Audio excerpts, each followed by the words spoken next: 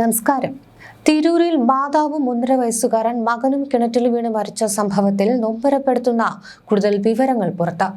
ഏഴൂർ സ്വദേശിനി ഇർഫാന, മകൻ അമാൻ മാലിക് എന്നിവരാണ് മരിച്ചത്. തന്റെ ജീവശ്വാസമായിരുന്ന ഉമ്മയുടെ വിയോഗമേൽപ്പിച്ച കടുത്ത മാനസിക വിഷമമാണ് ഇർഫാനയെ ഈ ഒരു കടും കൈക്ക് പ്രേരിപ്പിച്ചതെന്നാണ് പ്രാഥമിക നിഗമനം. കഴിഞ്ഞ ദിവസം വൈകിട്ട് ഇർഫാനയുടെ പിതാവ് പള്ളിയിൽ പോയ സമയത്തായിരുന്നു നാടിനെ നടുക്കി ഈ ദുരന്തം നടന്നത്. വീട്ടിൽ മറ്റാരും ഇല്ലാതിരുന്ന സമയത്ത് ഇർഫാന മകനെയും കൊണ്ട് കിണറ്റിൽ ചാടുകയായിരുന്നു. സംഭവ സ്ഥലത്ത് നിന്ന് ഇർഫാന എഴുതിയെന്ന് കരുതുന്ന ആത്മഹത്യാക്കുറിപ്പ് പോലീസ് കണ്ടെടുത്തിട്ടുണ്ട്. 4 മാസം മുൻപായിരുന്നു ഇർഫാനയുടെ ഉമ്മ മരണപ്പെട്ടത്. ഉമ്മയുടെ വേർപാട് ഇർഫാനയ്ക്ക് താങ്ങാവുന്നതിലും അപ്പുറമായിരുന്നു. അന്നു മുതൽ കടുത്ത മനോവിഷമത്തിലായിരുന്ന ഇർഫാന ആരോടും അധികം സംസാരിച്ചിരുന്നില്ല എന്നും പോലീസ് പറയുന്നു. മരിക്കുകയാണെന്നും മറ്റാർക്കും ഇതിൽ പങ്കില്ല എന്നും വ്യക്തമാക്കുന്ന കുറിപ്പാണ് കണ്ടെത്തിയിരിക്കുന്നത്. ഇർഫാനയുടെ ഭർത്താവ് കോഴിക്കോട് സ്വദേശിയായ റാഫി നിലവിൽ വിദേശത്താണ്. പ്രിയതമയുടെയും പിച്ചവച്ചു തുടങ്ങിയ മകന്റെ വിയോഗ വാർത്തയറിഞ്ഞ പ്രവാസ ലോകവും നടുക്കത്തിലാണ്. തിരൂർ പോലീസ് സ്ഥലത്തെത്തി ഇൻക്വസ്റ്റ് നടപടികൾ പൂർത്തിയാക്കി. മൃതദേഹങ്ങൾ നിലവിൽ തിരൂർ ജില്ലാ ആശുപത്രി മോർച്ചറിയിലാണ്. പോസ്റ്റ്മോർട്ടം നടപടികൾക്ക് ശേഷം മൃതദേഹം ബന്ധുക്കൾക്ക് വിട്ടുനൽകും. അമ്മയും 1.5 വയസ്സുകാരൻ മകനും കിണറ്റിൽ ജീവനൊടുക്കി എന്ന വാർത്ത കേട്ടതു മുതൽ ഏഴൂർ ഗ്രാമം ഒന്നടങ്കം തരിച്ചിരിക്കുകയാണ്. ഇർഫാനയുടെയും മകൻ അമാന്റെയും വിയോഗം കേവലം ഒരു ആത്മഹത്യ എന്നതിലുപരി ഒരു കുടുംബത്തിന്റെ വലിയൊരു തകർച്ചയായി മാറിയിരിക്കുകയാണ്. സംഭവം നടന്ന ആ നിമിഷത്തെക്കുറിച്ച് ആലോചിക്കുമ്പോൾ തന്നെ മനസ്സ് മരവിക്കും. ഇർഫാനയുടെ പിതാവ് പള്ളിയിലേക്ക് പോയത് വളരെ കുറഞ്ഞ സമയത്തേക്കാണ്. ആ സമയം വീട്ടിൽ വേറെയും ആളുകൾ ഉണ്ടായിരുന്നുവെന്ന് കരുതപ്പെടുന്നുണ്ട് എങ്കിലും തന്റെ മകനെയും കൊണ്ട് കിണറ്റിനരികിലേക്ക് ഇർഫാന നടന്നു നീങ്ങിയത് ആരും അറിഞ്ഞില്ല. ഒരു പക്ഷേ ആ കുഞ്ഞ് തന്റെ ഉമ്മയുടെ കൈ പിടിച്ചു നടക്കുമ്പോൾ അറിഞ്ഞിരുന്നില്ല അത് തന്റെ അവസാനത്തെ നടത്തമായിരിക്കുമെന്ന്. 4 മാസം മുൻപ് മരിച്ച ഉമ്മയുടെ ഓർമ്മകൾ ഇർഫാനെ അത്രമേൽ വേട്ടയാടിയിരുന്നു. പോലീസ് കണ്ടെടുത്ത ആ ആത്മഹത്യാക്കുറിപ്പിൽ ഒരു മകളുടെ വിങ്ങലുണ്ട്. എനിക്ക് ഉമ്മയുടെ അടുത്തേക്ക് പോകണമെന്ന വരികൾ വായിക്കുമ്പോൾ നമുക്കത് മനസ്സിലാകും. ആ പെൺകുട്ടി അനുഭവിച്ച ഏകാന്തത എത്രത്തോളം വലുതായിരുന്നുവെന്ന്. സാധാരണ ഇത്തരം സാഹചര്യങ്ങളിൽ ആളുകൾ കുഞ്ഞുങ്ങളെ ഒഴിവാക്കാറുണ്ട്. എന്നാൽ ഇവിടെ തന്റെ കുഞ്ഞിനെ മറ്റാരെയും ഏൽപ്പിക്കുവാനാകാത്ത വിധം അവൾ മകനെ ചേർത്ത് പിടിച്ചു. ഈ കഥയിലെ ഏറ്റവും വലിയൊരു നൊമ്പരമായി മാറുന്നത് ഇർഫാനയുടെ ഭർത്താവ് റാഫിയാണ്. വിദേശത്ത് ചോര നീരാക്കി പണിയെടുക്കുന്നത് തന്റെ ഭാര്യയ്ക്കും മകനും നല്ലൊരു ജീവിതം നൽകുവാനാണ്. ഒരു പ്രവാസി നാട്ടിലേക്ക് വരുമ്പോൾ കൊണ്ടുവരുന്ന മിഠായി പൊതികളും കളിപ്പാട്ടങ്ങളും കാത്തിരിക്കാൻ ഇനി അമാൻ മാലിക് എന്ന ആ 1.5 വയസ്സുകാരനില്ല. റാഫിക്ക് താങ്ങാവുന്നതിലും അപ്പുറമാണ് ഈ ദുരന്തം. ഫോണിലൂടെ സംസാരിക്കുമ്പോൾ ഭാര്യയുടെ ശബ്ദത്തിലെ ഇടർച്ചയോ മാറ്റമോ അദ്ദേഹം തിരിച്ചറിഞ്ഞിരുന്നോ അറിയില്ല. പലപ്പോഴും പ്രവാസികൾ നാട്ടിലെ പ്രശ്നങ്ങൾ അറിയുന്നത് വളരെ വൈകിയായിരിക്കും. സ്വന്തം ഉമ്മയുടെ മരണം ഇർഫാനെ ഇത്രത്തോളം മാനസികമായി തകർക്കുമെന്ന് ഒരുപക്ഷെ റാഫിയും കരുതിയിട്ടുണ്ടാവില്ല. നമ്മുടെ ഇടയിൽ ഒരാൾ നിശബ്ദമാകുമ്പോൾ അല്ലെങ്കിൽ അവർ എപ്പോഴും പഴയ കാര്യങ്ങൾ പറഞ്ഞ് കരയുമ്പോൾ നമ്മൾ അത് സാധാരണമാണെന്ന് കരുതി തള്ളിക്കളയരുത്. ഡിപ്രഷൻ അഥവാ വിഷാദം എന്നത് ഒരു രോഗമാണ്. പ്രിയപ്പെട്ടവരുടെ മരണം ഏൽപ്പിക്കുന്ന ആഘാതത്തിൽ നിന്ന് പുറത്തു കടക്കുവാൻ കഴിയാത്തവർക്ക് കൃത്യമായി കൗൺസിലിംഗും ചികിത്സയും ആവശ്യമാണ്. ഇർഫാനയുടെ കാര്യത്തിൽ ഈ പറയുന്നത് പോലെ തന്നെ ഈ കുറിപ്പിൽ പറയുന്നത് അവൾക്ക് ഉമ്മയുടെ വേർപാട് താങ്ങാനായില്ല. ഇതൊരു സാമൂഹിക പ്രശ്നം കൂടിയാണ്. തൊട്ടടുത്ത വീട്ടിലല്ലെങ്കിൽ സ്വന്തം കുടുംബത്തിൽ ഒരാൾ മാനസികമായി തളർന്നിരിക്കുമ്പോൾ അവർക്ക് കൈത്താങ്ങാകാൻ നമുക്ക് കഴിയണം. ഒരു പക്ഷേ ആരോടെങ്കിലും ഒന്ന് മനസ്സ് തുറന്ന് സംസാരിച്ചിരുന്നുവെങ്കിൽ അല്ലെങ്കിൽ ഒരു ഡോക്ടറുടെ സഹായം തേടിയിരുന്നുവെങ്കിൽ ആ 1.5 വയസ്സുകാരൻ ഇന്ന് നമ്മുടെ ഇടയിൽ ഉണ്ടാകുമായിരുന്നു. തിരൂർ പോലീസ് ഈ കേസ് വളരെ ഗൗരവത്തോടെ തന്നെയാണ് കൈകാര്യം ചെയ്യുന്നത്. ആത്മഹത്യാക്കുറിപ്പ് ശാസ്ത്രീയമായ പരിശോധനയ്ക്ക് വിധേയമാക്കും. പോസ്റ്റ്മോർട്ടത്തിന് ശേഷം മൃതദേഹം ബന്ധുക്കൾക്ക് വിട്ടുനൽകും. ഏഴൂർ ഗ്രാമത്തിന് ഇനി ഉറക്കമില്ലാത്ത രാത്രികളാണ്. ആ കിണറ്റിലെ വെള്ളം ഇറ്റുവീണത് ഒരു നാടിന് മുഴുവൻ കണ്ണീരായാണ്. മരിച്ചുപോയ ഉമ്മയുടെ അടുത്തേക്ക് മകനെയും കൂട്ടി ഇർഫാന പോയി എന്ന് നമുക്ക് വിശ്വസിക്കാം. പക്ഷേ അവശേഷിപ്പിച്ചു പോയ വേദനകൾക്ക് ആര് മറുപടി നൽകും?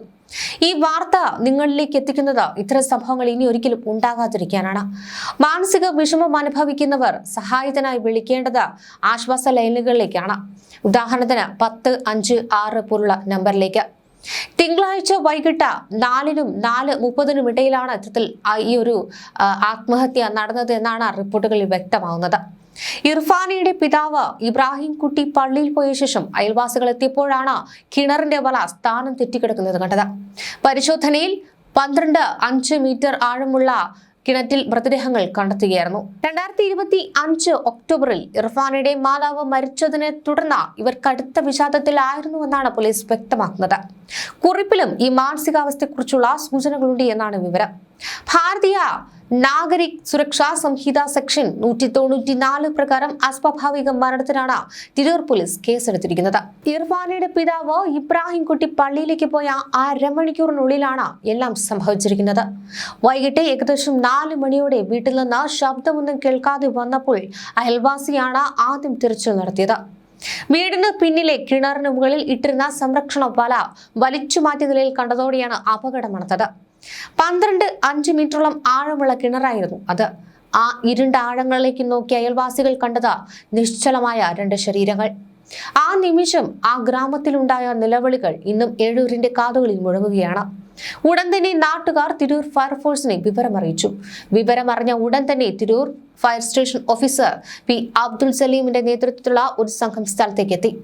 40 അടിയോളം താഴ്ചയുള്ള കിണറിൽ നിന്ന് മൃതദേഹങ്ങൾ പുറത്തെടുക്കുക എന്നത് അത്ര എളുപ്പമായിരുന്നില്ല. എങ്കിലും അതിവേഗത്തിൽ തന്നെ ഫയർഫോഴ്സ് ഉദ്യോഗസ്ഥർ കിണറ്റിലിറങ്ങി അമ്മയെയും മകനെയും കരയ്ക്കെത്തിച്ചു. അപ്പോഴും നാട്ടുകാർക്ക് ചെറിയൊരു പ്രതീക്ഷയുണ്ടായിരുന്നു, ഒരുപക്ഷെ ജീവൻ ബാക്കിയുണ്ടാകുമെന്ന്. ഉടൻ തന്നെ അവരെ തിരൂർ ജില്ലാ ആശുപത്രിയിലേക്ക് എത്തിച്ചു. പക്ഷേ വിധി മറ്റൊന്നായിരുന്നു. ആശുപത്രിയിലേക്ക് എത്തിക്കുന്നതിന് മുൻപേ തന്നെ ആ പിഞ്ചു കുഞ്ഞും ഉമ്മയും ഈ ലോകത്തോട് വിട പറഞ്ഞിരുന്നു.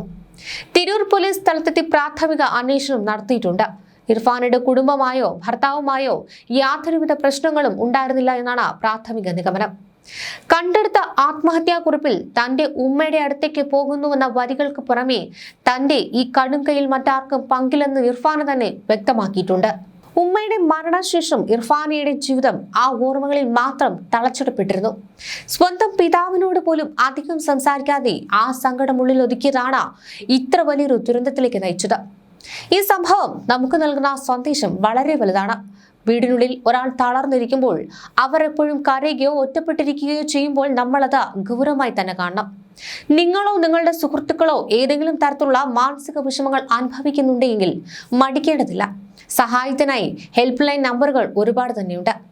ദിശ 1056, മൈത്രി 0484, 25405530. ഇതാണ് ആ നമ്പർ. നമുക്ക് വേണ്ടത് മരിക്കാനുള്ള ധൈര്യമല്ല, മറിച്ച് ജീവിക്കാനുള്ള കരുത്താണ്. ഇർഫാനയുടെയും അമാൻ മാലിക്കിന്റെ വേർപാടിൽ ആദരാഞ്ജലികൾ അർപ്പിക്കുന്നു. ഏഴൂർ ഗ്രാമത്തിലെ ഓരോ വീട്ടിലും പുകയുന്നത് ഒരേ സങ്കടം തന്നെയാണ്. ഇർഫാനെയും കുഞ്ഞ് അമാനെയും അറിയാത്തവർ പോലും ആ വീടിന് മുന്നിൽ തടിച്ചുകൂടിയിരിക്കുകയാണ്. പിച്ച വെച്ച് തുടങ്ങിയ പ്രായത്തിൽ ലോകം എന്താണെന്ന് അറിയുന്നതിന് മുൻപേ തന്നെ ആ 1.5 വയസ്സുകാരൻ യാത്രയായിരിക്കുന്നു. അടുത്ത കാലത്തൊന്നും തന്നെ ഇത്രയും നോവിക്കുന്ന മറ്റൊരു മരണം ഉണ്ടായിട്ടില്ല എന്നതാണ് അയൽക്കാരടക്കം പറയുന്നത്. ആശുപത്രി മോർച്ചറിക്ക് മുന്നിൽ തടിച്ചുകൂടിയ ബന്ധുക്കളുടെയും സുഹൃത്തുക്കളുടെയും മുഖത്തെ മരവിപ്പ് മാത്രം മതി ഈ ദുരന്തത്തിന്റെ ആഴം മനസ്സിലാക്കാൻ. പോസ്റ്റ്മോർട്ടം നടപടികൾക്ക് ശേഷം മൃതദേഹം വിട്ടുകൊടുക്കുമ്പോൾ ആ വീട്ടിലേക്കിനി അവർ മടങ്ങി വരുന്നത് നിശ്ചലമായ ശരീരങ്ങളായാണ്. നമ്മൾ ചിന്തിക്കേണ്ട ഒരു കാര്യം കൂടിയുണ്ട്. നമുക്ക് ചുറ്റും ഒരുപക്ഷെ നമ്മുടെ സ്വന്തം വീടുകൾക്കുള്ളിൽ ഇർഫാനെ പോലെ മനസ്സ് തളർന്നിരിക്കുന്നവരുണ്ടാകാം. എനിക്ക് കുഴപ്പമൊന്നുമില്ല എന്ന് അവർ പുറമെ പറയുമ്പോഴും അവരുടെ ഉള്ളിൽ ഒരു കടൽ ഇരമ്പുന്നുണ്ടാകും. സ്വന്തം ഉമ്മയുടെ മരണം ഇർഫാനെ ഇത്രത്തോളം തകർത്തിട്ടുണ്ട് എങ്കിൽ ആ വിഷമം പങ്കുവയ്ക്കുവാൻ അവൾക്ക് ആരെങ്കിലും ഒരാൾ കൂടി ഉണ്ടായിരുന്നുവെങ്കിൽ ഇന്ന് നമ്മൾ ഈ വാർത്ത റിപ്പോർട്ട് ചെയ്യേണ്ടി വരുമായിരുന്നില്ല. മാനസിക ആരോഗ്യം എന്നത് ലജ്ജിക്കേണ്ട കാര്യമല്ല, അത് ചികിത്സിക്കേണ്ട ഒന്നാണ്. നിശബ്ദത എപ്പോഴും സമാധാനമല്ല, ചിലപ്പോൾ അത് വലിയൊരു കൊടുങ്കാറ്റിന് മുൻപുള്ള ശാന്തതയുമാകാം.